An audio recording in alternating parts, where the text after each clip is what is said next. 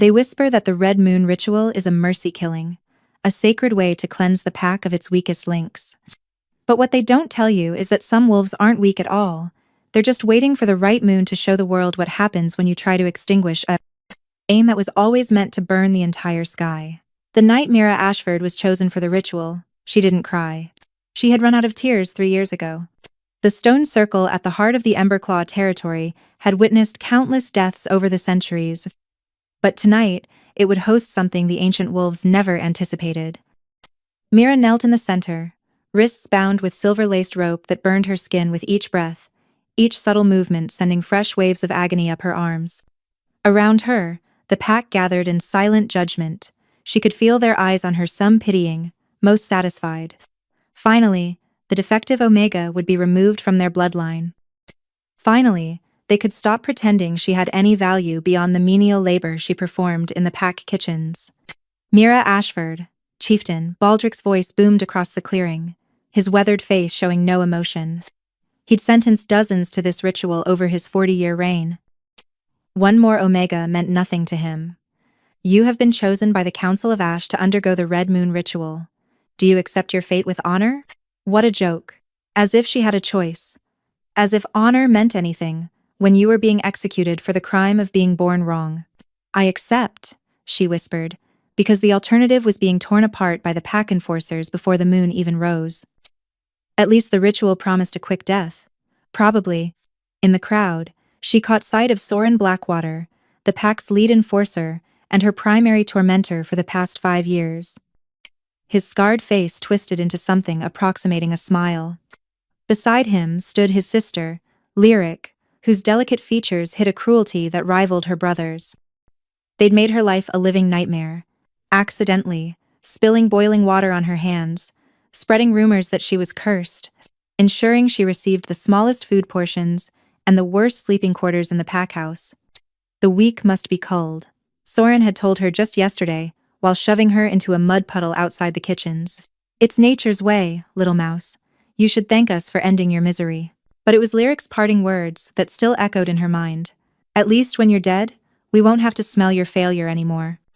Mira's grandmother, Vesper, stood at the edge of the circle, her ancient eyes glistening with unshed tears. She was the only wolf who'd ever shown Mira kindness, who'd insisted there was more to her story than a failed first shift at 18. But even Vesper couldn't save her from this. No one could. The Red Moon ritual was absolute. Created centuries ago to test the strength of questionable wolves, it involved surviving 3 trials under the blood moon's light. The first trial was endurance, kneeling in the silver circle, while the moon's power pressed down on your wolf spirit like a mountain. Most collapsed within minutes, their wolves crushed by the pressure. The second trial was transformation, shifting into your wolf form while your body was already weakened. Those who couldn't shift died screaming as their bones broke without completing the change. The third trial?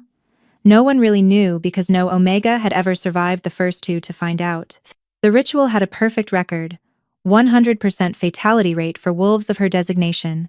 Let the Red Moon bear witness? Baldric intoned, raising his arms as the moon began to rise, massive, blood-red, and hungry. Let the weak fall and the strong endure. The pressure hit her like a physical blow. Mira gasped, her vision tunneling as something vast and terrible focused its attention on her. Her wolf, that pathetic malformed creature that had never fully emerged, whimpered in the depths of her consciousness. Please, she begged silently, just let it be quick. But as the crimson moonlight washed over her skin, something stirred, something that had been sleeping. Something that was definitely not quick, not merciful, and certainly not what anyone expected. The ritual had begun, and Mira Ashford was about to discover that some rules were made to be shattered. 3 days before the ritual, Mira had been scrubbing blood from the feast hall floors. Wolf challenges always left a mess when Vesper found her alone. Child, her grandmother whispered urgently, glancing around to ensure no one was listening. Come with me. Now. They slipped through the servants' corridors to Vesper's quarters, a small room that smelled of herbs and old leather. Her grandmother locked the door, then pulled out a wooden box Mira had never seen before. Your mother left this for you, Vesper said, her wrinkled hands trembling as she opened it. Inside lay a silver pendant shaped like a crescent moon, and beneath it, a letter written in elegant script. "Mama?" Mira breathed. Elara Ashford had died when Mira was 15, just 3 years before her catastrophic first shift attempt. The pack said she died of shame, knowing her daughter would be defective. "Your mother didn't die of shame," Vesper said sharply, as if reading her thoughts. "She died protecting you. This pendant, never take it off, especially during the ritual." "What ritual? Grandmother, what are you?" "They're going to choose you for the Red Moon ritual in 3 days. I've seen the council's sealed orders." Vesper's eyes, usually so calm, were wild with urgency. "Baldric thinks you're a stain on the pack's reputation. He wants you gone, but he wants it to look honorable." Mira's blood ran cold. "But I'll die. Everyone dies in the ritual." "Everyone like you has died," Vesper corrected. She pressed the pendant into Mira's palm, and it felt oddly warm, almost alive. "But you're not like the others. Your mother bound your true nature to save your life. This pendant is the key." "Bound my what? Grandmother, you're not making sense." "Listen to me, girl." Vesper gripped her shoulders with surprising strength. "The Ashford bloodline is ancient. Older than Emberclaw. Older than the territorial divisions. Your mother was of the lunar sage line wolves who could speak to the moon itself, who could channel its power directly." Mira stared at her grandmother as if she'd gone mad. "Lunar sages are myths, stories to entertain children. Myths don't leave behind artifacts." Vesper tapped the pendant. "The other packs hunted your mother's family for generations. They feared wolves who couldn't be controlled by normal alpha dominance. By the time Elara was born, she was the last of her line. She bound her power, hid among us, married your father to blend in." "Father knows about this?" Vesper's expression hardened. "Garrick is a coward who values his position more than his daughter. When you were born, showing signs of the lunar sage gift, Elara had to make a choice: let you develop naturally, and watch you be hunted, or bind your power so deeply that even you wouldn't know it existed. But my first shift wasn't a failure, it was a cage shattering." Vesper cupped Mira's face gently. "Your wolf isn't weak, child. It's been trying to break through a binding that's kept it suppressed since birth. The pain you felt wasn't from weakness, it was from strength trying to emerge against magical restraints." Mira wanted to believe her, desperately. But 3 years of being called defective, broken, useless, it had carved deep scars into her soul. "Even if you're right, how does this help me survive the ritual?" The Red Moon ritual was designed by the lunar sages themselves, centuries ago. Not as a test of strength, but as an awakening ceremony. Vesper's eyes gleamed with something like hope. "The blood moon's power will shatter your binding, but you must survive long enough for the awakening to complete. And if I can't, then your mother's sacrifice was for nothing." Vesper pressed the letter into her hands. "Read this when you're alone. She explains everything, including why the Alpha King has been searching for someone like you for the past 5 years. "The Alpha King? What does Damon Stormcrown have to do with power/Cinerus?" A knock at the door made them both freeze. "Vesper?" The chieftain requests Mira's presence in the council chamber. Immediately. It was already happening. They were going to announce her selection for the ritual. Vesper pressed the pendant into Mira's hand and closed her fingers around it. "Wear it. Trust your blood. And remember, sometimes the thing that makes you different is the only thing that can save you." As Mira was escorted to the council chamber, the pendant warm against her skin beneath her shirt, she wondered if hope was just another word for delusion. But she wore it anyway, because what else did she have left to lose? The council chamber reeked of old power and older prejudices. Mira stood in the center of the circular room, 5 council members, seated in elevated chairs around her, like judges at an execution. Chieftain Baldric presided from the highest seat, his gray muzzle and cold eyes marking him as a wolf who'd survived through ruthlessness rather than wisdom. "Mira Ashford," he began without preamble. "The council has deliberated on your status within the Emberclaw pack. Your inability to shift properly, your weak constitution, and your burden on pack resources have been noted." She kept her eyes down, knowing any sign of defiance would only make this worse. Around the chamber, she could feel the satisfaction radiating from certain wolves. Soren leaned against the wall, arms crossed, barely containing his grin. "However," Baldric continued, and something in his tone made her look up, We have received word that Alpha King Damon Stormcrown will be passing through our territory in 2 days' time. The announcement sent ripples of excitement through the chamber. The Alpha King rarely traveled through smaller pack territories. His presence was both an honor and a threat. One misstep, and he could absorb their pack into his vast kingdom. Every unmated wolf of age will be presented to His Majesty. Counselor Maris announced, her sharp features arranged in practiced diplomacy. This is a tremendous opportunity for our pack. Mira's stomach sank. She knew where this was going. Naturally, Baldric said, his voice dripping with false regret, we cannot present our pack's deficiency to the Alpha King. It would reflect poorly on all of us. Therefore, the council has decided to resolve this matter before his arrival. You're going to kill me so the Alpha King doesn't see me, Mira said flatly. No point in pretending anymore. Soren pushed off the wall, his voice mockingly scandalized. Kill you? Chieftain, she accuses us of murder. Not murder, Baldric corrected smoothly. The Red Moon ritual is a sacred tradition. If you survive, your place in the pack will be secured. If you don't, he shrugged, then the moon goddess herself has judged you unworthy. Either way, the matter is resolved before the Alpha King's visit. The ritual is tomorrow night, Counselor Thane added. He at least had the decency to look uncomfortable. You'll have today to prepare yourself spiritually. Spiritually. As if prayer would help when silver burned your skin, and the moon's power crushed your wolf into dust. I accept the council's decision, Mira said, because what else could she say?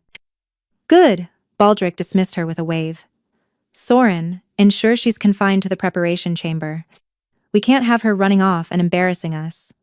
As Soren roughly grabbed her arm to escort her out, Vesper's voice rang out from the chamber entrance.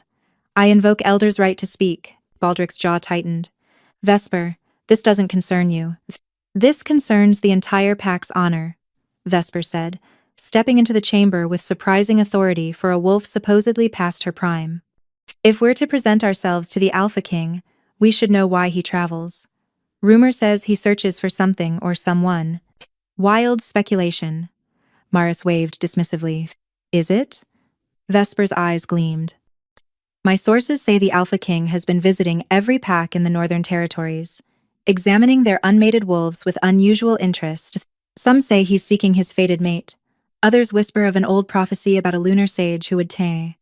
Enough! Baldric slammed his fist on the armrest. Lunar sages are extinct.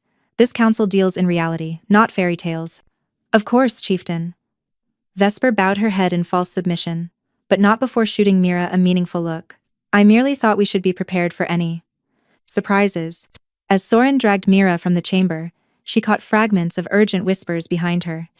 Vesper had planted a seed of doubt, but whether it would grow fast enough to matter, she didn't know. The preparation chamber was a stone cell beneath the pack house, cold, dark, and smelling of fear. Every wolf chosen for the ritual spent their last day here. Most went mad from terror. Mira sat on the narrow cot and pulled out her mother's letter with shaking hands. My dearest Mira. It began in script that blurred through her tears. If you're reading this, then my worst fears have come true, and they've chosen you for the ritual. But darling, don't be afraid. This isn't your ending, it's your beginning. The Red Moon ritual was created by our ancestors as a crucible, not a grave. Only those with lunar sage blood can truly survive it, because only our kind can withstand direct communion with the moon's raw power. The pain you've felt your whole life? That was your wolf trying to break free of the binding I placed on her to keep you safe. Tomorrow night, that binding will shatter. Your true wolf will emerge. And when she does, the entire world will see what I always knew, that you are extraordinary. Trust the moon, my love. She's been waiting for you. Your mother, who loved you more than life itself. Mira read the letter 3 times, then pressed it to her chest and wept. Not from fear anymore, but from something that felt dangerously close to hope. Outside her cell, footsteps echoed. The ritual was tomorrow night. And 2 days after that, the Alpha King would arrive just in time to find either her corpse or something the pack had never anticipated. They dragged Mira to the stone circle as the sun began its descent, painting the sky in shades of blood and amber. The entire pack had gathered. This was entertainment for them, a spectacle to break the monotony of their lives. She could hear their whispers, their bets on how quickly she'd fall. 10 minutes. Someone laughed. I give her 10 minutes before she's screaming. Too generous. 5 minutes, tops. Vesper stood at the edge of the circle, her face a mask of forced calm. But Mira could see the terror in her grandmother's eyes, the way her lips moved in silent prayer to gods who'd never answered before. The silver-laced ropes bit into Mira's wrists as Soren bound her in place. He leaned close, his breath hot against her ear. I'm going to enjoy watching you break, little mouse. Maybe I'll keep one of your bones as a souvenir. She didn't respond. Couldn't.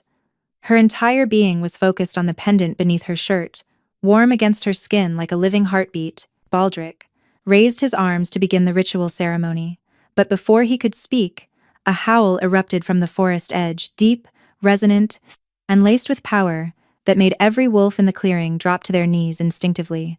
All, except Mira, still bound and unable to kneel. Impossible. Baldric breathed, his face going pale. He wasn't supposed to arrive until... From the tree line emerged a wolf that made the breath catch in Mira's throat. Massive didn't begin to describe him. His fur was the color of a midnight storm, black shot through with silver like lightning frozen in time. But it was his eyes that held her captive, molten gold, ancient and knowing, fixed on her with an intensity that should have been terrifying. Instead, something in her chest pulled tight, like a string being tuned to perfect pitch. The wolf shifted mid-stride, and suddenly a man stood where the beast had been. Damon Stormcrown was everything the legends promised, and nothing like she'd imagined. Tall enough that Baldric looked like a child beside him, with sharp features that suggested both cruelty and honor in equal measure. Scars decorated his bare chest, a map of battles won and challenges conquered. He wore power like other wolves wore fur, effortless and absolute. Alpha King, Baldric stammered, dropping into a deeper bow. We weren't expecting this as a tremendous honor. You're conducting a Red Moon ritual, Damon said, his voice like thunder rolling across distant mountains. It wasn't a question. His eyes never left Mira's face. On an Omega. Yes, Your Majesty. Standard pack cleansing. Nothing that should concern her name. The command cracked through the air like a whip.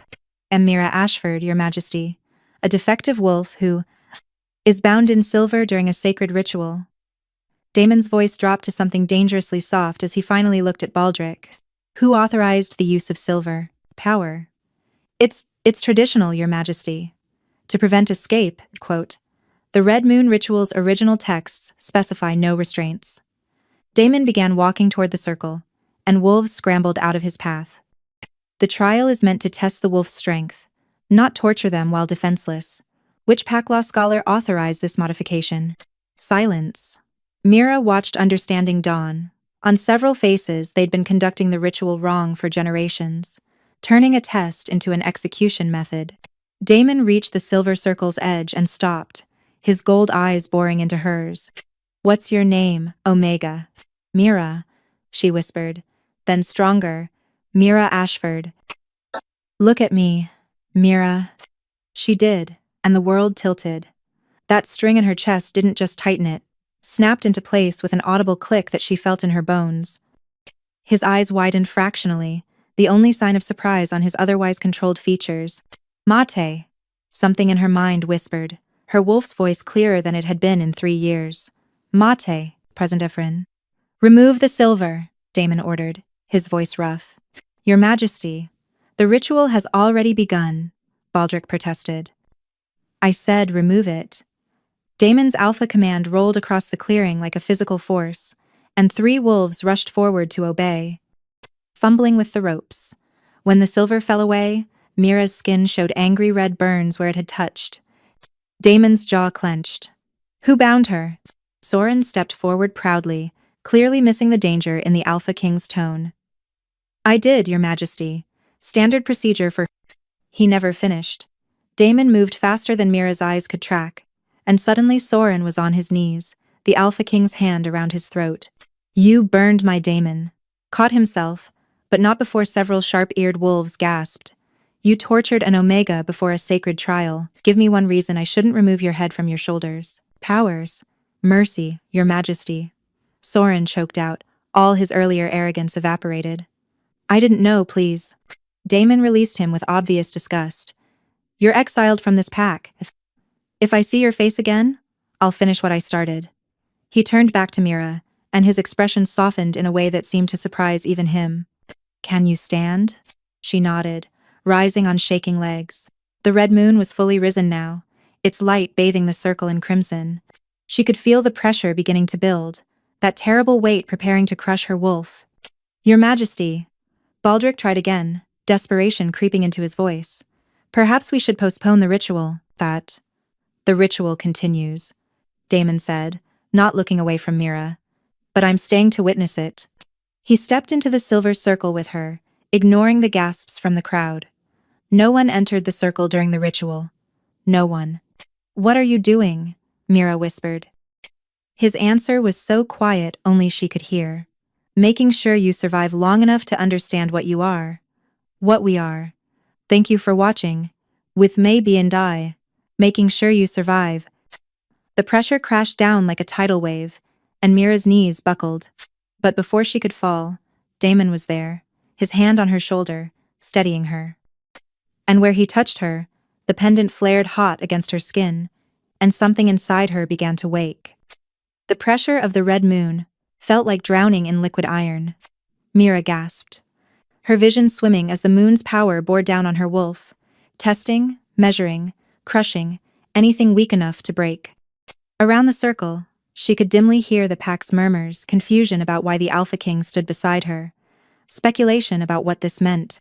But all of that faded as Damon's hand on her shoulder blazed with warmth, and the pendant her mother left her burned against her chest like a falling star. Breathe, Damon commanded softly, his voice cutting through the chaos in her mind. The moon isn't your enemy.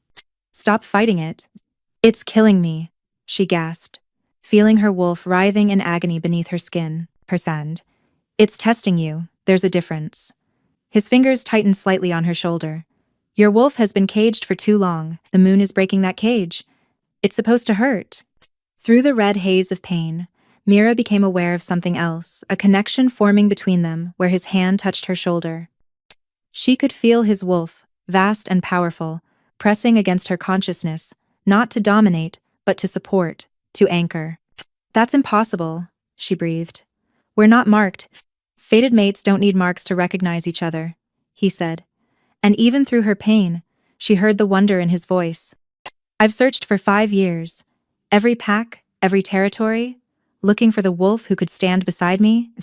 And here you are, bound in silver, and about to be executed by fools who don't recognize treasure when it's in their hands. I'm no treasure, Mira managed. I'm broken. Look at me. When she did, his golden eyes blazed with absolute certainty. You are Lunar Sage.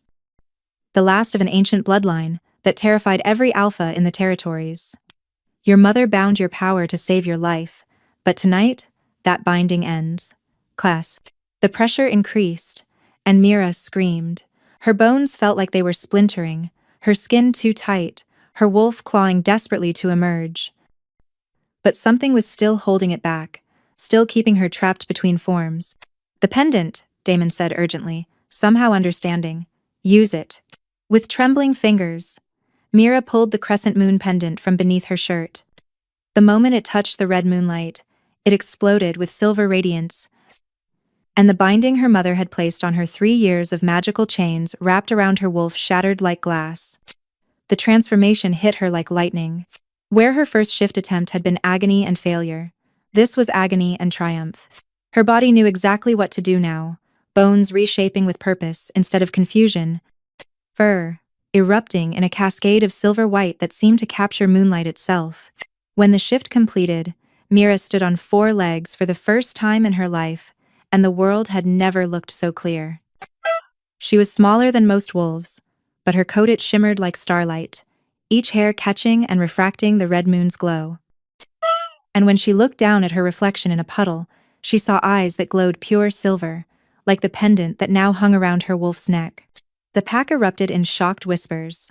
Several wolves dropped to their knees instinctively, responding to something primal they didn't understand. Lunar Sage.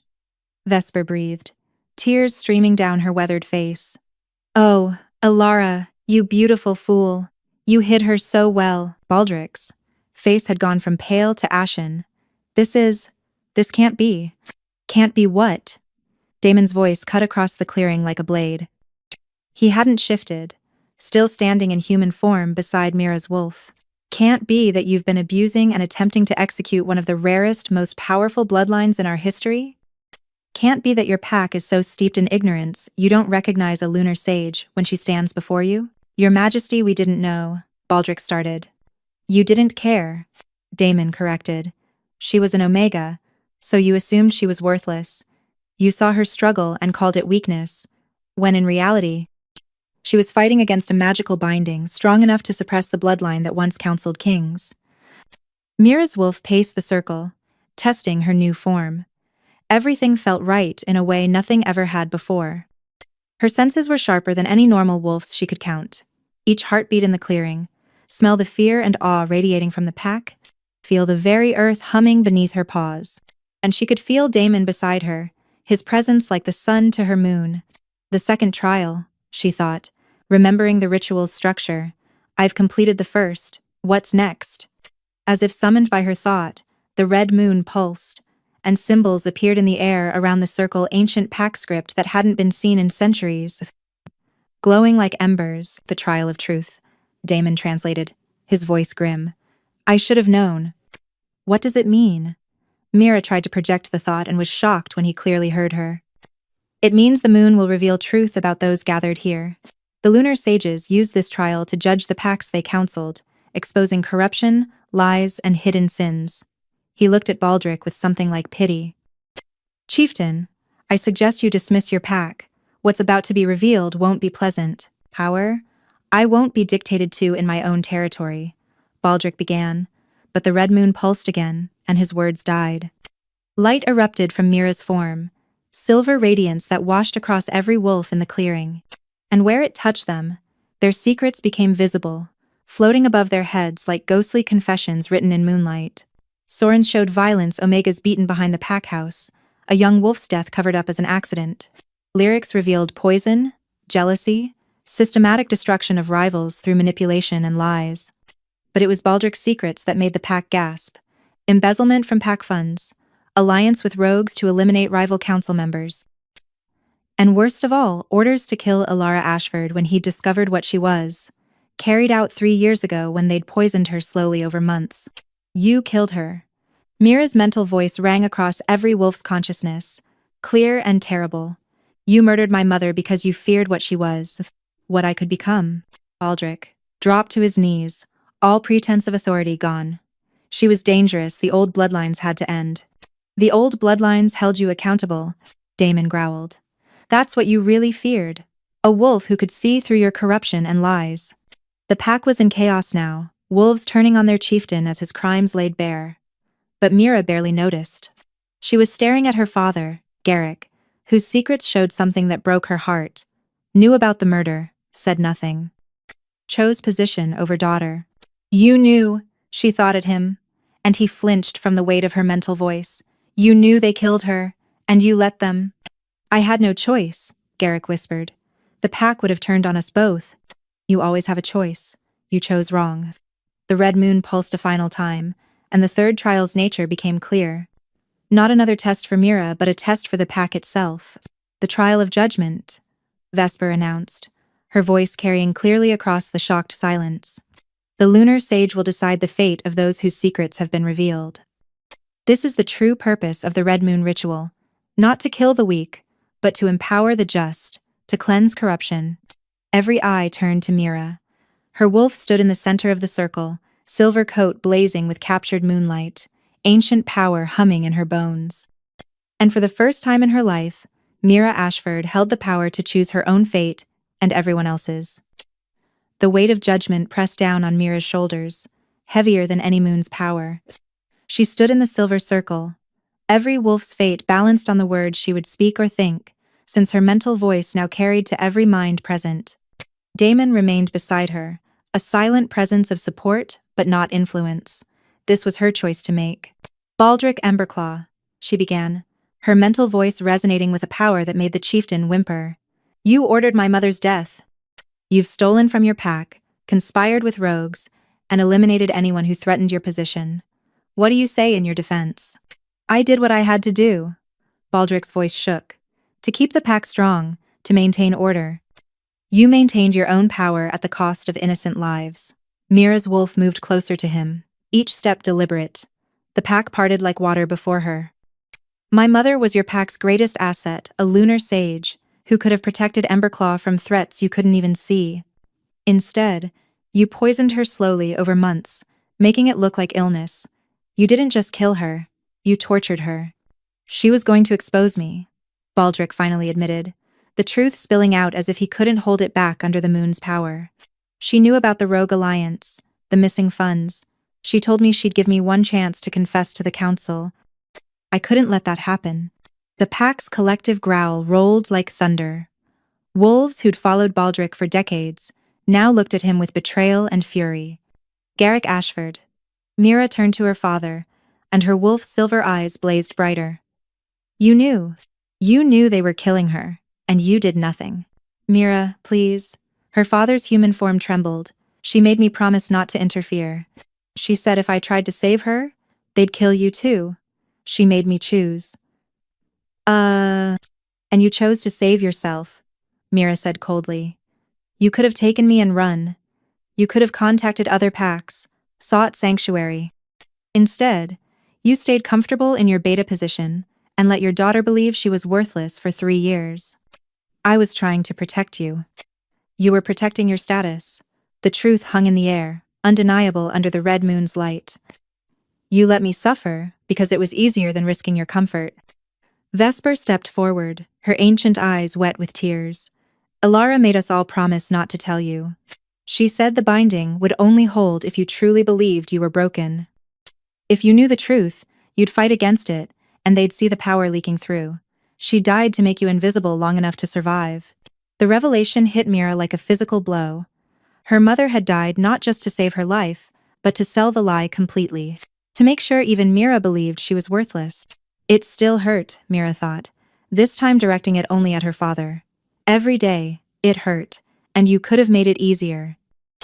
You could have shown me love, given me dignity, something to hold on to. Instead, you treated me like I was less than nothing. Garrick had no answer. His secrets floating above him told the complete story. Relief when his daughter was chosen for the ritual. Plans to request a better den once she was gone. Shame buried so deep he'd almost convinced himself he felt nothing. What will you do? Damon asked quietly, the first words he'd spoken since the trial of truth began. You hold the power of judgment now. The red moon acknowledges you as lunar sage. Your word becomes pack law in this moment. Mira looked around the circle, at faces she'd known her entire life. Some showed genuine remorse wolves, who'd been unkind but not cruel, who'd believed the lies they were told. Others, like Lyric, showed only fury at being exposed, already planning revenge if given the chance. And then there was Baldric, the architect of her mother's murder, looking at her with barely concealed hatred even in defeat. I could kill them, Mira thought, and felt her wolf's agreement. The power was there, thrumming through her veins. One word and the moon's judgment would burn them to ash. It would be justice. Justice and vengeance are different things, Damon said, somehow sensing her thoughts through their bond. One rebuilds. The other just leaves more ashes. What would you do? I'm not the lunar sage. This isn't my judgment to make. He moved closer, his hand resting on her wolf's head. But I can tell you that the packs need lunar sages not just for their power, but for their wisdom. For their ability to see what we can't and choose the harder right over the easier wrong. Mira closed her silver eyes, feeling the red moon's power coursing through her, feeling her mother's love woven into the very binding she'd broken, feeling the weight of all the wolves waiting for her words. When she opened them, her decision was made. Baldric Emberclaw.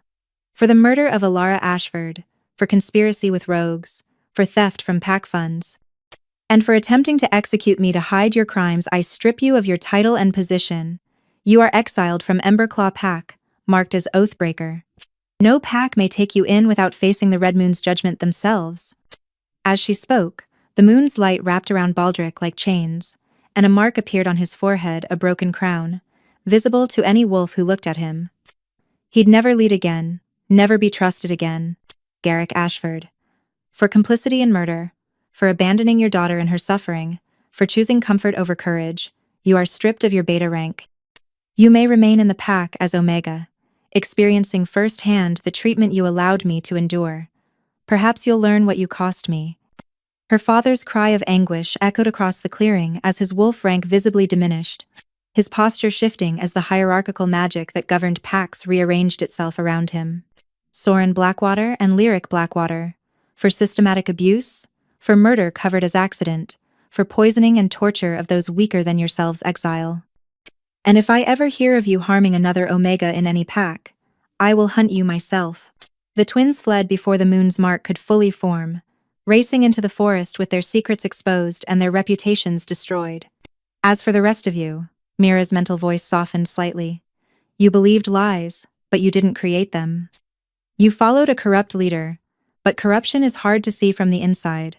I don't forgive the cruelty I endured. But I acknowledge that most of you were tools, not architects. She turned in a slow circle, making eye contact with every wolf present. Emberclaw Pack needs new leadership. Someone who will value all wolves, not just the strong. Someone who remembers that today's Omega might be tomorrow's lunar sage. The pack is yours, someone called out. You're the strongest among us now. You should lead. No, Mira said firmly. I'm not staying. Gasps rippled through the crowd. Even Damon looked surprised. This pack took everything from me, my mother, my dignity, 3 years of my life. You don't get to keep me just because you now realize I'm valuable. She looked at Vesper, grandmother. Will you lead them? Will you teach them what the old ways really meant? I'm too old, Vesper began. You're the only one I trust, please. The elderly wolf looked at her granddaughter for a long moment, then nodded slowly. For you, child. I'll hold this pack together until they learn to be better than they were. Then my judgment is complete. Mira's wolf turned to face Damon. I renounce my ties to Emberclaw Pack. I choose Stormcrown territory. I choose my mate. The words hung in the air, a formal declaration that couldn't be taken back. Damon's human form shuddered, his wolf clearly close to the surface. The moon bears witness, he said roughly. Mira Ashford is claimed by Damon Stormcrown. Any who dispute this claim will answer to me. Silence. No one was foolish enough to challenge an Alpha King. The red moon began to fade as dawn approached, its judgment complete. The ritual was over. Mira had survived all 3 trials: endurance, transformation, and truth. She shifted back to human form, suddenly aware that she was naked in front of the entire pack. Damon was there instantly, wrapping his jacket around her shoulders, his touch gentle despite the violence he was clearly capable of. Come, he said softly. Let's get you away from here. As they walked toward his convoy, Vesper caught up to them, pressing a bag into Mira's hands. Your mother's things, the real history of our bloodline. You'll need them. Thank you, Mira whispered, for everything, for keeping her secrets, for believing in me. Thank your mother, Vesper said. I just kept watch over what she planted. She cupped Mira's face, quote, Make her proud, child. Show the world what lunar sages were always meant to be. As dawn broke over the Emberclaw territory, Mira climbed into the Alpha King's vehicle and didn't look back. She'd survived the ritual everyone said would kill her, and now, covered in the Alpha King's mark and claimed as his mate, she was about to discover that surviving was only the beginning. Stormcrown territory was nothing like the Emberclaw Packlands. Mira had known her entire life. Where Emberclaw had been modest wooden structures scattered through forest clearings, Stormcrown was a fortress city carved into the mountains themselves. Obsidian towers rose from living stone, connected by bridges that seemed to float on mist. Waterfalls cascaded between structures, their roar a constant reminder of nature's power harnessed but never tamed. The vehicle convoy had traveled for 2 days, during which Damon maintained a careful distance that Mira both appreciated and found frustrating. Their fated mate bond hummed between them constantly. Now she could feel his wolf's protective vigilance, could sense when his attention focused on her, even when he was in another vehicle. But he hadn't touched her since that moment in the circle, hadn't pushed for the marking that would complete their bond. He's afraid, said Kira, a female beta who'd been assigned as Mira's escort and guide. She was younger than Mira, maybe 19, with rust-colored hair and kind eyes. The Alpha King, I mean. He spent 5 years searching for his fated mate, and now that he's found you, he's terrified of doing something wrong. They stood on one of the floating bridges, looking out over the vast territory, Prasapati. Hundreds of wolves moved through the streets below, working, training, living. Mira had never seen so many wolves in one place. I don't understand, Mira said. He's the Alpha King. What could he possibly be afraid of? That you'll reject him. Kira said simply. You didn't choose him because you wanted to. You chose him because Emberclaw was torturing you. He knows the difference. He wants you to want him, not just need him. The words settled into Mira's chest, rearranging her understanding of the powerful wolf who'd claimed her. She'd been so focused on her own transformation that she hadn't considered his perspective, that he might see himself as her only escape rather than her genuine choice. Cries. The Luna Tower is prepared for you, Kira continued, gesturing to a spire that caught the afternoon light like captured starlight. It's traditionally reserved for the Alpha King's mate, but he said you can stay there without any expectations. Take your time. Learn about your bloodline. Train with the lunar sage texts we've preserved. You have lunar sage texts here? Mira's heart jumped. Vesper's bag contained her mother's personal writings, but actual historical texts. Stormcrown was founded by a wolf who was saved by a lunar sage healer, Kira explained. When the other packs voted to hunt them, Stormcrown abstained. We've been guardians of their knowledge for 3 centuries, waiting for the day one might return. She smiled. The Alpha King's been maintaining that archive since he was 16. Some say he always believed you'd come. They climbed the spiral staircase to the Luna Tower's main chamber, and Mira's breath caught. The circular room had a glass ceiling open to the sky, bookshelves lining every wall, filled with leather-bound volumes that radiated age and power. A writing desk sat by a window overlooking the entire territory. The bed was draped in silver and midnight blue moon colors. It's too much, Mira whispered, overwhelmed. It's exactly what you deserve, Damon's voice came from the doorway. He'd changed from travel clothes into formal attire black and silver that marked his rank. But his golden eyes held uncertainty she'd never seen before. May I come in? Mira nodded, suddenly nervous. They hadn't been alone since the ritual. He entered slowly, keeping distance between them. I want to be clear about something. This tower, this territory, everything I have, it's yours, regardless of whether you choose to complete our mate bond. You're lunar sage. That makes you equal in rank to any Alpha King. You owe me nothing. I chose you, Mira said quietly. In front of my entire pack, I chose you. You chose safety. There's a difference. He moved to the window, looking out at his territory. I've dreamed of finding my fated mate since I was old enough to understand what it meant. But I never imagined finding her, bound in silver, being tortured by her own pack, having to choose me because staying would mean death. So what do you want? Mira asked, moving closer. For me to pretend I would have chosen you even if I wasn't desperate? I want you to have time to know me before deciding if I'm worth choosing. He finally looked at her, and the raw honesty in his expression made her chest ache. I want you to see me as something other than your only escape. When you complete our bond, if you complete it, I want it to be because you want me, not because you needed me. The vulnerability in those words cracked something open in Mira's chest. Here was the most powerful wolf in the Northern Territories, and he was afraid she'd feel obligated to love him. Damon, she said softly, and the sound of his name from her lips made him visibly shudder. Place. I've spent my whole life being told I was worthless, that I should be grateful for scraps of basic dignity. Don't you dare stand there and offer me everything while apologizing for it. Don't you dare treat my choice like it doesn't matter just because I made it while desperate. I'm not. Yes, you are. She moved right up to him, close enough to feel his warmth. You're discounting my choice because it wasn't made under perfect conditions. But here's what you need to understand. I didn't know you were my mate when I told you to stay in that circle. I didn't know what you were to me when I felt safe with you standing beside me. The bond revealed itself after I'd already decided you were worth trusting. Potters. His hands clenched at his sides, clearly fighting not to reach for her.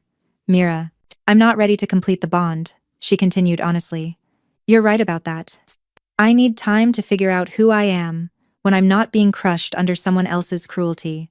But don't mistake not being ready for not wanting. There's a difference. Something blazed in his golden eyes, hope and hunger and desperate restraint all mixed together. Then take your time, train, learn. Become everything you were meant to be. I've waited 5 years. I can wait longer. What if I said I don't want to wait alone? The words escaped before she could second-guess them. What if I said I want you to teach me? To train with me? To let me know you while I'm figuring myself out? I'd say yes so fast it would make your head spin, he admitted roughly. But I need you to understand, my wolf is barely controlled around you. It wants to mark you, claim you, keep you safe from everything that ever hurt you. If I'm close to you every day, then you'll have to practice control, Mira said with more confidence than she felt. Because I'm not hiding in this tower while you stay away out of some misguided sense of honor. If we're going to do this, if I'm going to give us a real chance, then I need to see all of you, including the parts that aren't perfectly controlled. And a low growl rumbled through his chest. You're playing with fire, little moon. Good, she said. I've been cold my entire life. Maybe it's time I learned to burn. Tension between them was thick enough to choke on. Finally, Damon stepped back, putting deliberate distance between them. Tomorrow morning. Training grounds at dawn. I'll teach you how to use your lunar sage abilities. But Mira? He paused at the door. If at any point this becomes too much, if you need space, you tell me. Promise me. I promise. After he left, Mira sank into the reading chair by the window, her heart racing. She'd just challenged the Alpha King to spend every day with her, while they both fought against a mate bond that wanted to complete itself. Either she was brave, or completely insane, possibly both. She pulled out her mother's writings, finding a passage she'd read during the journey. The lunar sage bond is different from normal mate bonds, my darling. Where others are drawn together by fate alone, we choose our mates with the moon's blessing. The bond will call to you, yes, but you must answer with your whole heart, not just your need. A lunar sage, who bonds without true choice, becomes as much a prisoner as one who never bonds at all. Choose wisely, choose honestly, and when you choose, hold nothing back.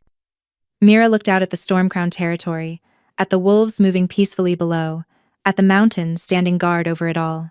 Somewhere in this fortress city, Damon was probably pacing his chambers, fighting his wolf's instinct to return to her. She smiled, feeling her own wolf stir with anticipation. Tomorrow, her real training would begin. Not just in lunar sage powers, but in understanding the complicated, powerful, surprisingly vulnerable wolf who was fated to be hers. If she was brave enough to claim him. Dawn at Stormcrown came with mist and mountain silence. Mira stood in the center of the training grounds, her breath visible in the cold air, wearing the simple training clothes Kira had provided. Around her, the grounds were empty. Damon had cleared them for privacy. Good. You're early. His voice came from behind her, and she turned to find him in similar training attire. His scarred chest bare despite the cold. Shows discipline. Shows I couldn't sleep, Mira admitted. The mate bond had kept her awake, humming with awareness of his location somewhere in the fortress. She'd felt when he finally stopped pacing around midnight, felt when he woke before dawn. That will fade once you learn to shield, he said, moving into the circle with her. First lesson. The mate bond is useful, but without control, it becomes a distraction. You need to learn how to mute it when necessary. I'm CO? Mute it? The thought made her wolf whimper, closing curtain. Mute. Like closing curtains, the light is still there, but it's not overwhelming. He stood across from her, close enough that she could see the gold flecks in his eyes. Close your eyes. Feel the bond between us. She did. And immediately the connection blazed brighter. She could feel his wolf's restless energy, his barely controlled desire to close the distance between them, his determination to maintain proper boundaries. Now imagine a door, Damon continued, his voice dropping to that commanding tone that made her spine straighten instinctively. Not a wall, walls block everything. A door you can open or close as needed. Can you see it? In her mind's eye, Mira pictured a simple wooden door standing between her and the golden warmth of their bond. Yes. Close it halfway. Not all the way. Never all the way. Or you'll panic your wolf. Just halfway. Just halfway. She imagined the door swinging partially closed, and suddenly the bond's intensity dimmed to a manageable level. She could still feel him, but it wasn't overwhelming anymore. Good, Damon said, and she heard approval in his voice. That's your first shield. Practice it until it becomes instinct. Now open your eyes. 9 etters. When she did, he'd moved closer. Close enough that she could smell pine and winter storms on his skin. Second lesson, he said quietly. Lunar sages don't just see truth, they can project it. Make others see what's real instead of what they believe. He pulled a knife from his belt. Tell me what you see. A knife. Silver blade. Leather handle. Wrong. He turned it over in his hand. You're seeing what I want you to see. Look deeper. With your wolf's eyes, not your human assumptions. Mira let her wolf rise closer to the surface, and her vision shifted. Suddenly, she could see beneath the surface of things, and the knife wasn't just a knife. It was spelled, glamored to appear as a weapon when it was actually a rose carved from wood, she breathed. How? Pack magic. Useful for deception. He set the wooden rose on the ground between them. Now make me see the truth. Project your wolf's vision onto mine. I don't know how. Yes, you do. The power is already there. You just need to trust it. He locked eyes with her. Show me. Mira focused on what her wolf could see the truth beneath the glamour. She imagined pushing that vision outward, forcing it into Damon's perception. For a moment, nothing happened. Then his eyes widened. There, he said roughly.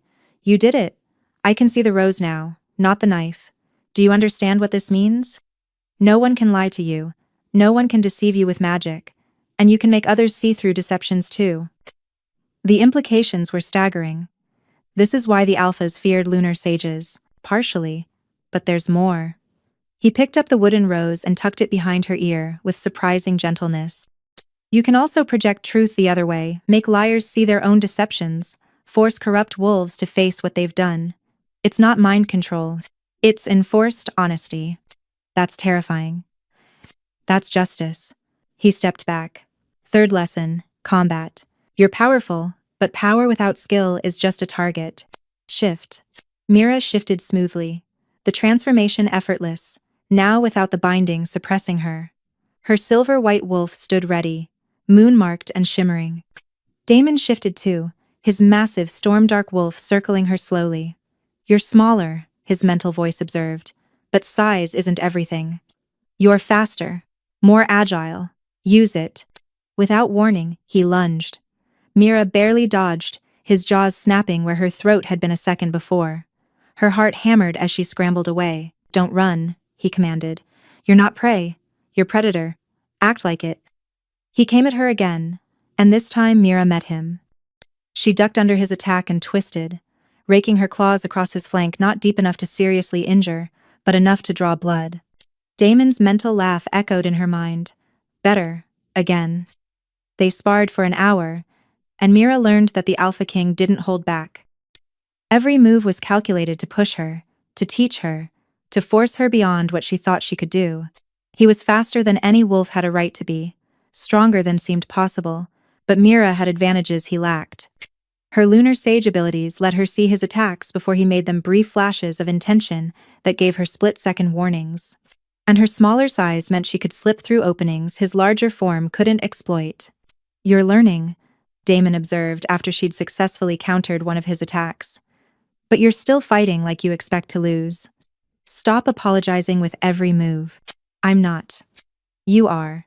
Every dodge is defensive. Every counter is hesitant. You're still the Omega who believed she was worthless. He pinned her suddenly, his weight crushing her into the ground, jaws near her throat. If I were your enemy, you'd be dead. Do you know why? Because I'm weaker. Because you refuse to fight with your full strength. He released her and stepped back. Shift.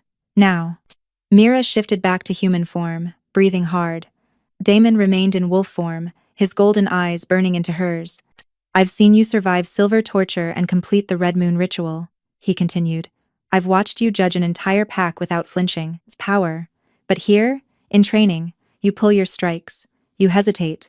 Why? I don't want to hurt you, Mira admitted quietly.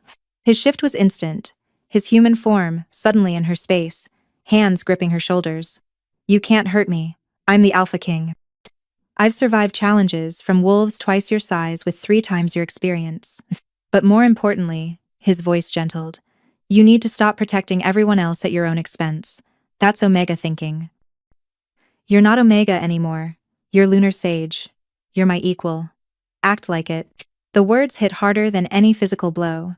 He was right. Even here, even after everything, she was still holding back, still trying to make herself smaller, less threatening, less. Stop, Damon said firmly. I can feel your thoughts spiraling through our bond. Tomorrow, we try again. But tonight, I want you to do something for me. What? Go to the archive. Read about what lunar sages actually were, power and Don Maris. Not what the packs made them into through fear, but what they truly represented. He released her shoulders. You can't become what you don't understand. As Mira returned to Luna Tower to clean up, his words echoed in her mind. She'd survived the ritual, escaped her pack, and found her fated mate. But survival wasn't the same as living. Escaping wasn't the same as being free. She needed to stop being the Omega who survived, and start becoming the lunar sage she was meant to be. And that transformation would require something she'd never had before, believing she deserved to take up space in the world. 3 weeks of intensive training had transformed Mira in ways she was still processing. Her wolf form moved with confidence now, her lunar sage abilities growing sharper with each day. She could project truth, see through deceptions, and most unsettling, she discovered she could communicate directly with the moon itself during the full moon phases. The ancient texts in Stormcrown's archive had revealed much about her bloodline. Lunar sages weren't just powerful wolves. They were mediators between the moon goddess and the packs, judges who could see through any lie, healers who could mend not just bodies, but the bonds between wolves. They'd been essential to pack society for millennia, keeping alphas accountable and protecting the vulnerable. No wonder the corrupt alphas had worked so hard to eliminate them. But the real world had a way of interrupting progress. The Council of Alphas has demanded your presence, Kira announced one morning, bursting into the archive where Mira had been studying. They're invoking the Accords of Verification. Mira's blood ran cold. What does that mean? Damon entered behind Kira, his face grim. It means every alpha in the Northern Territories wants to verify that you're actually Lunar Sage. They're calling it a formality. But what they really want is to see if you're a threat they need to eliminate. Can they do that? Just demand I appear? The Accords are ancient law, Damon explained, moving to stand beside her. Power. Any wolf claiming rare bloodline status can be challenged to prove it. If you refuse, they can legally declare you rogue, which means any wolf can hunt you without consequence. So I have to go prove myself to a bunch of alphas who already want me dead? Mira's voice was sharper than intended. That seems fair. It's a trap, Kira said bluntly. Everyone knows it. They're hoping you'll fail the verification, or refuse to attend, so they can justify coming after you. Then I'll succeed. Mira closed the ancient text she'd been reading. When and where? 3 days. Neutral territory in the Ashen Grounds. Damon's jaw clenched. I'll bring an entire guard. No, Mira stood facing him. If I arrive with an army, it looks like I need protection, like I'm weak. You're not going alone. I won't be alone. I'll have you beside me. She softened her tone at his obvious distress, but not an army, just us. I need to show them I'm not afraid. You should be afraid, Damon growled. Half the alphas on that council would rather see you dead than acknowledge a power they can't control. Then let them see what happens when they try.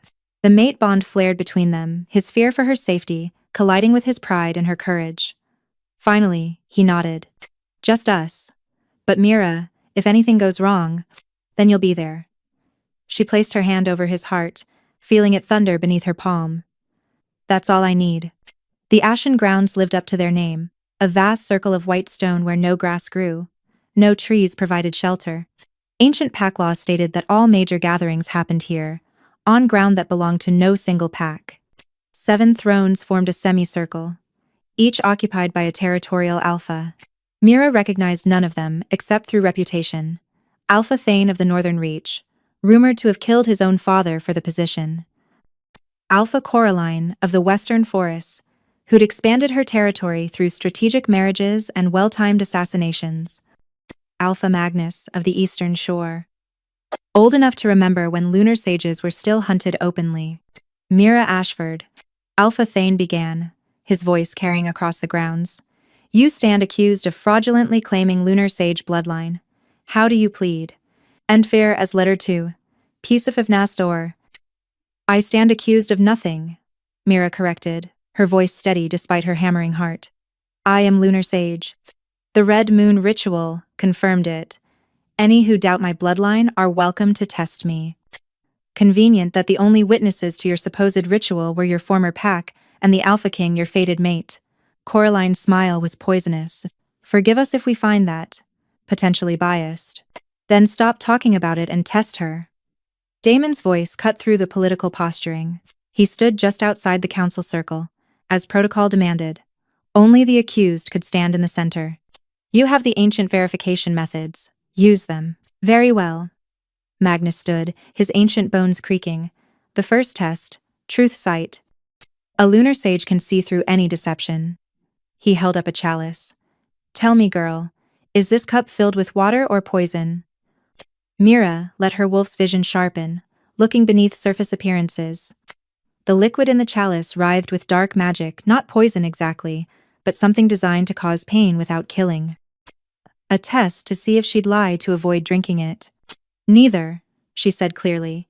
It spelled water, designed to cause agony to test my honesty.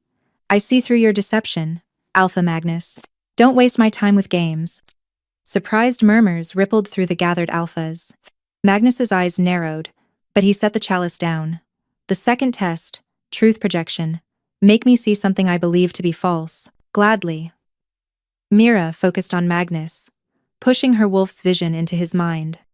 She showed him the truth of himself, not the dignified alpha he believed himself to be, but the frightened old wolf terrified of losing relevance. She showed him his own mortality, his own irrelevance in a changing world. Magnus stumbled backward, his face pale. Enough. You've proven that ability. The third test, Thane interrupted quickly. Moon speech. Lunar sages could commune directly with the moon. Show us. It was late afternoon, the moon wasn't even visible yet. They were hoping she'd fail, that she'd need the moon to actually be present. But Mira had learned something during her training. The moon was always there. Visible or not, its power touched the earth constantly. She closed her eyes and reached out with her wolf's consciousness, searching for that silver presence that had spoken to her during the red moon ritual. I'm here, she called silently. Show them I'm not lying. For a long moment, nothing happened. The alphas began to whisper, victory creeping into their voices. Then the sky darkened. Clouds that hadn't existed a moment before rolled in, thick and fast. The afternoon sun dimmed as if night was falling. And there, breaking through the clouds, the moon. Full, silver, and radiant, appearing in the middle of the day like a second Sunday. You called, daughter. A voice echoed in every mind present, not Mira's voice, but something far more ancient and powerful. And I answer, this wolf is mine. She is lunar sage, blessed of my light, speaker of my truths. Any who harm her answer to me. The moon's light focused into a beam that fell directly on Mira, and her silver-white fur began to glow, as if she'd captured starlight itself. Around her, every alpha dropped to their knees instinctively, unable to resist the direct presence of the moon's power. Do not test my patience again, the moon's voice continued.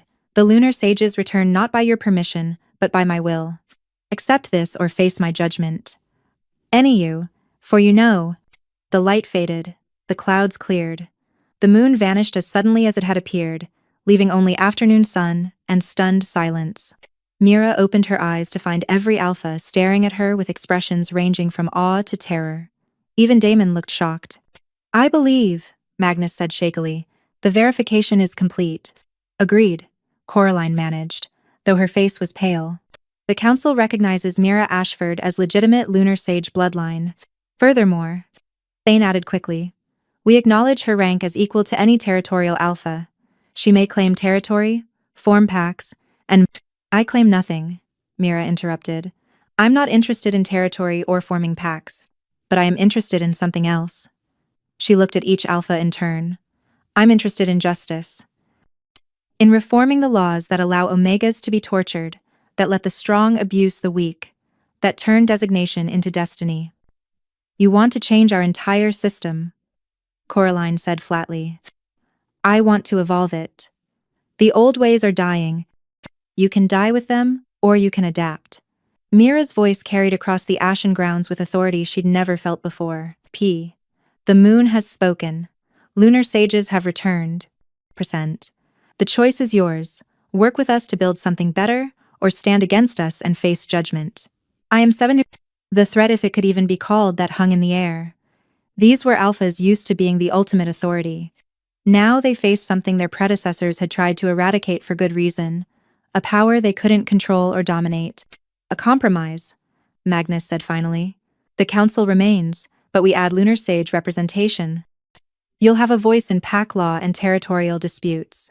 In exchange, you work within the system to create change, not outside it. Mira looked at Damon, who gave her a subtle nod. It wasn't everything, but it was a start. Agreed, she said. But understand this, I won't be silent. I won't be decorative. And if the council resists necessary changes, if wolves continue to suffer under outdated hierarchies, she let her power surface slightly, the air around her shimmering with moonlight. Then the moon's judgment won't be as gentle as mine. The alphas exchanged uneasy glances but nodded acceptance. They had no choice. The moon itself had declared for her. As the gathering dispersed, Damon moved to her side.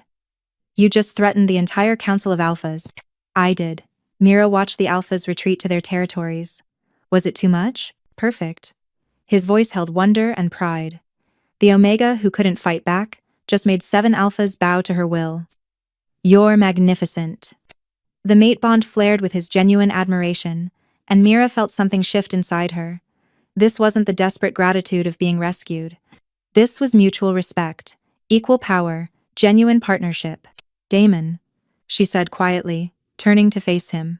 I think I'm ready. His eyes blazed gold. Ready for what? To stop waiting. To stop holding back. She stepped closer, her hand finding his. To complete our bond, power.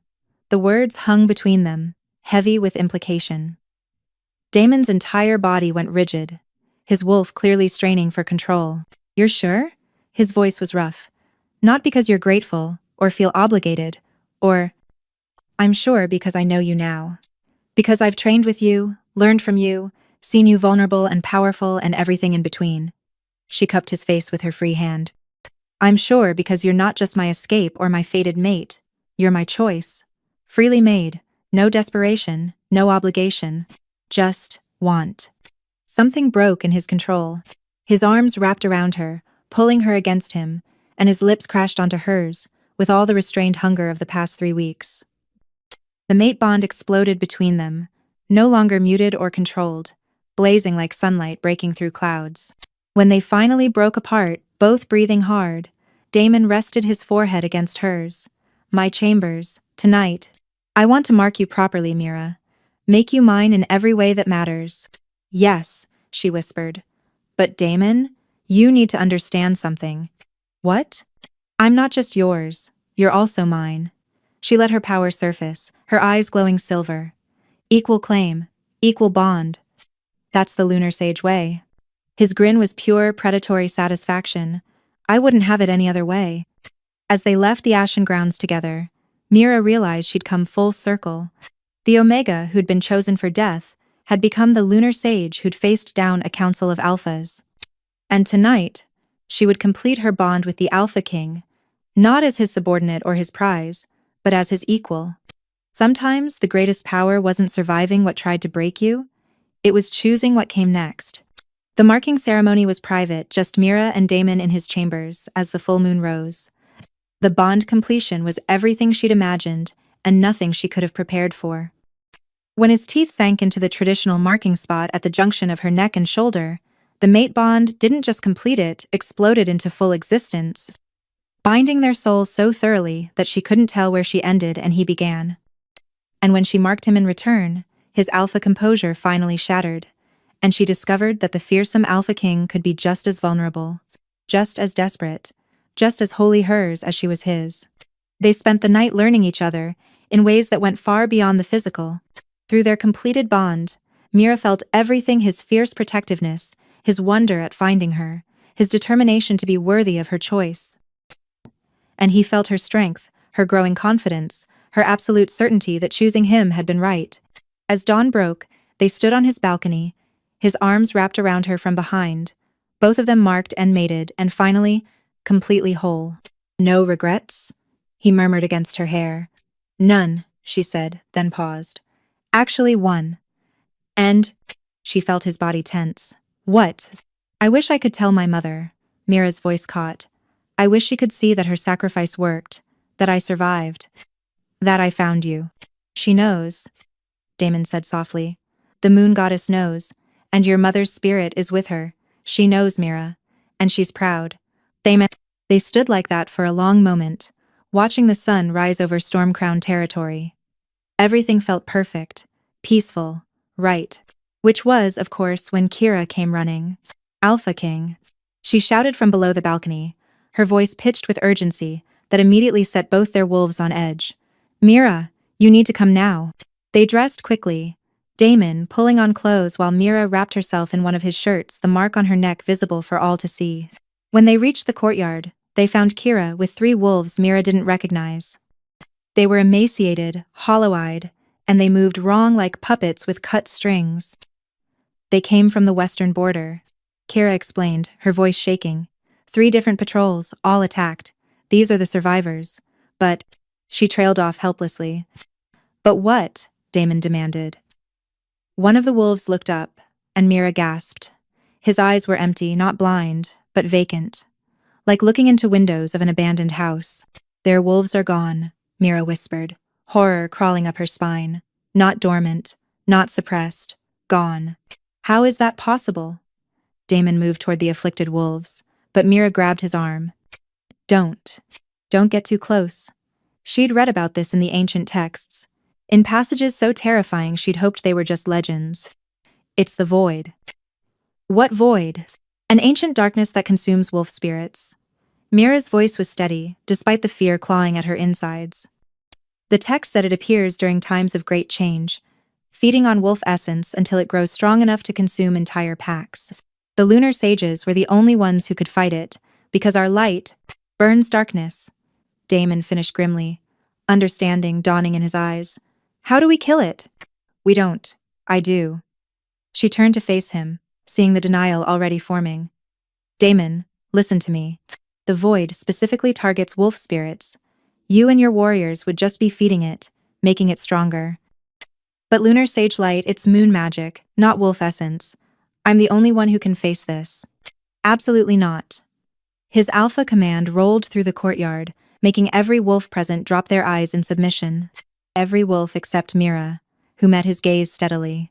"You don't command me, mate. We're equals, remember?" She softened her tone. "This is why the lunar sages existed. Not to rule packs or hoard knowledge, but to protect wolves from threats they can't fight themselves."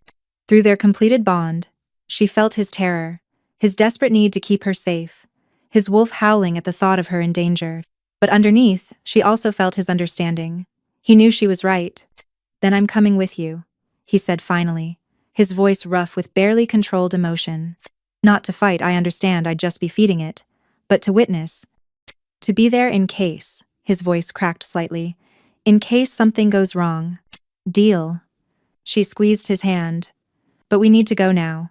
The longer it feeds, the stronger it gets." She dunously. Kira stepped forward.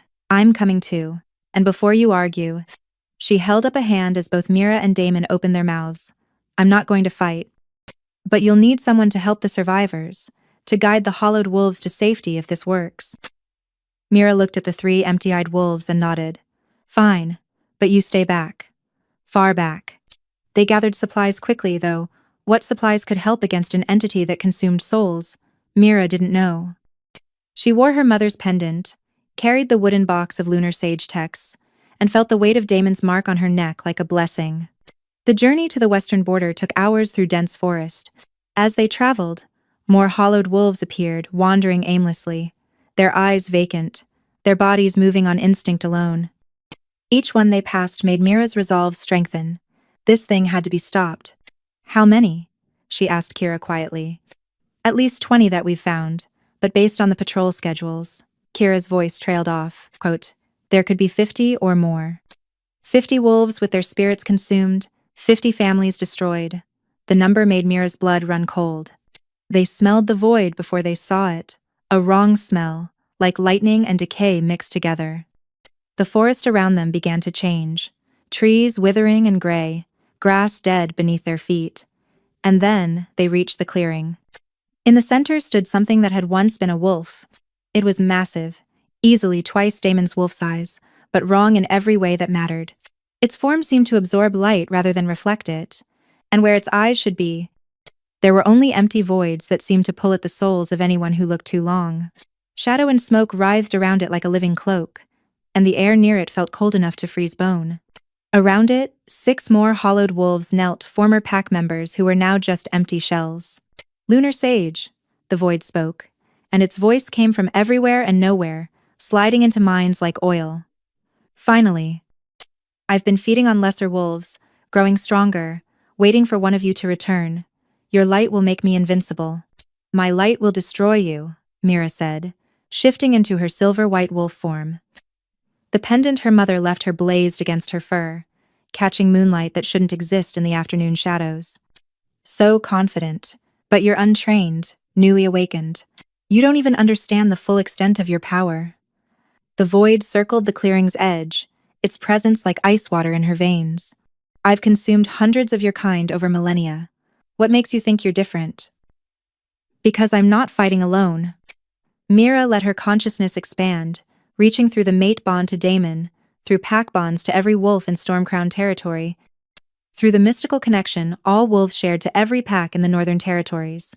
"You consume individuals, but I fight, connected," she howled, and her voice carried on moonlight itself. Every wolf who heard it, whether in Stormcrown, in distant territories, even the hollowed shells around her responded instinctively.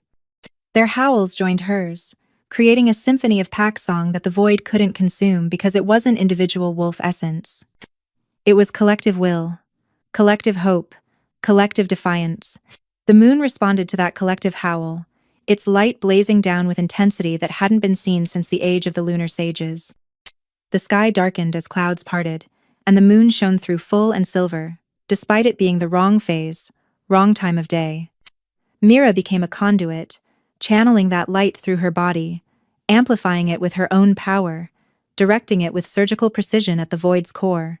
"No," the void shrieked, its form beginning to unravel. "This isn't possible. You're just one wolf." "I'm not just one wolf. I'm every wolf who refuses to submit to darkness. I'm every Omega who survived when they were supposed to die.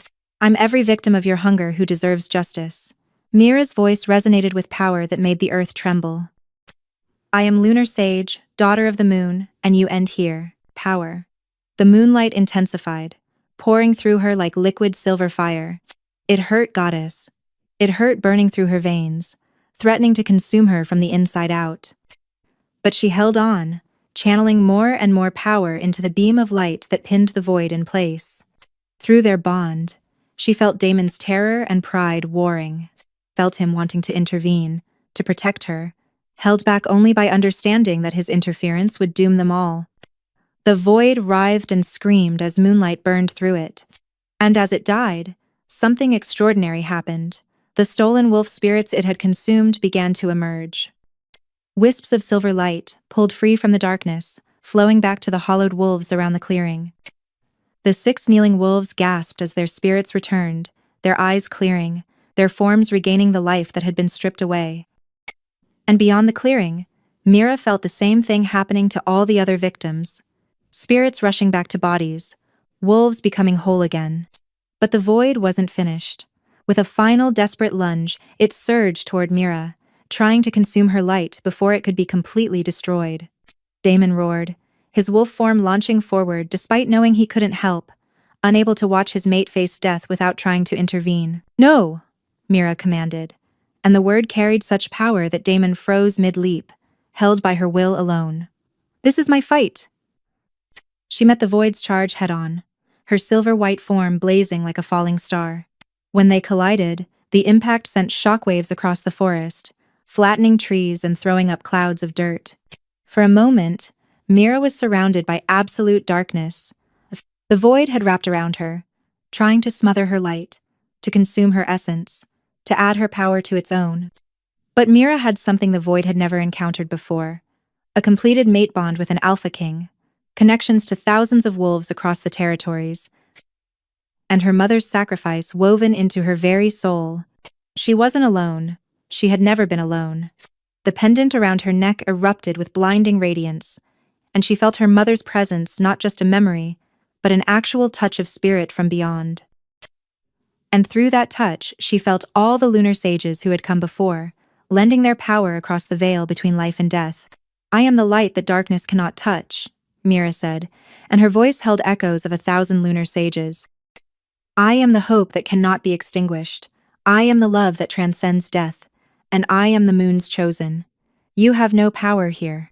The moonlight exploding from her didn't just burn the void, it erased it, completely and utterly, as if it had never existed. The darkness shattered like glass, and where it had been, there was only purifying silver light. When the light finally faded, Mira collapsed. Damon was there instantly, shifting to human form and catching her before she hit the ground. Mira, stay with me, please." "I'm okay," she managed, though her voice was weak. That took a lot." Around them, wolves were stirring the victims of the void, now restored, looking around in confusion and wonder. Their spirits had returned. They were whole again. "You did it," Damon breathed, cradling her close. "You destroyed an ancient evil. You saved them all." "Power. We did it," Mira corrected weakly. "All of us. That's the point. Together, we're stronger than any darkness." Kira rushed over with water and blankets, helping to care for the restored wolves. They would need time to recover, to process what had happened to them. But they would recover. They would survive. Because Mira had proven what the lunar sages had always known: that light, when shared, multiplied. That connection was stronger than corruption. That hope, once ignited, couldn't be extinguished.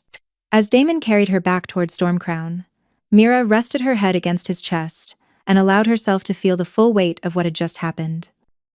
She'd faced down an ancient evil and won. Not because she was the strongest fighter, but because she'd understood something the void never could. She'd understood that true power came not from consuming others, but from connecting with them. 3 months later, Mira stood before a gathering, unlike any the Northern Territories had ever seen.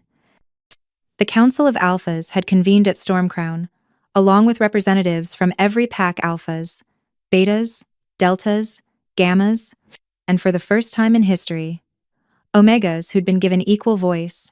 The laws were changing. Slowly, with resistance and argument and compromise, but changing nonetheless.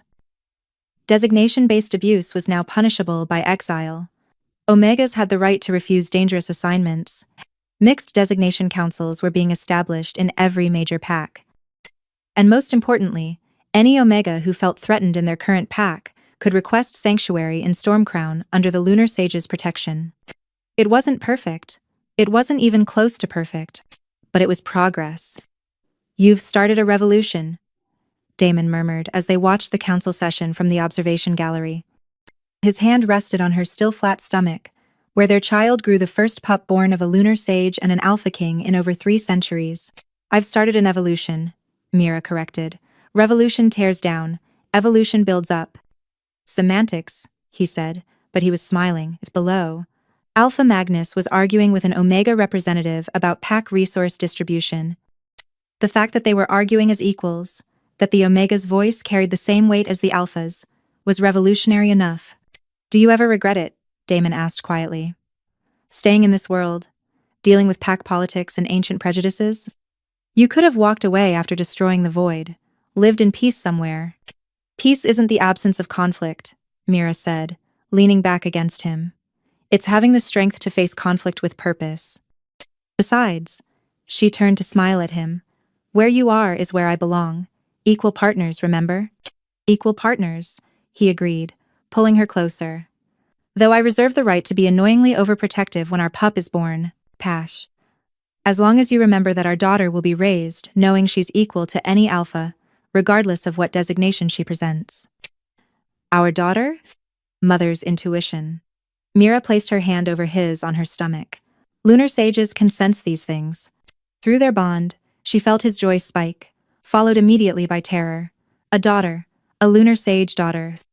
The other alphas are going to lose their minds. Good. Maybe it'll knock some sense into them. They stood like that for a while, watching the council debate, feeling their child grow, planning a future that neither had dreamed possible 6 months ago.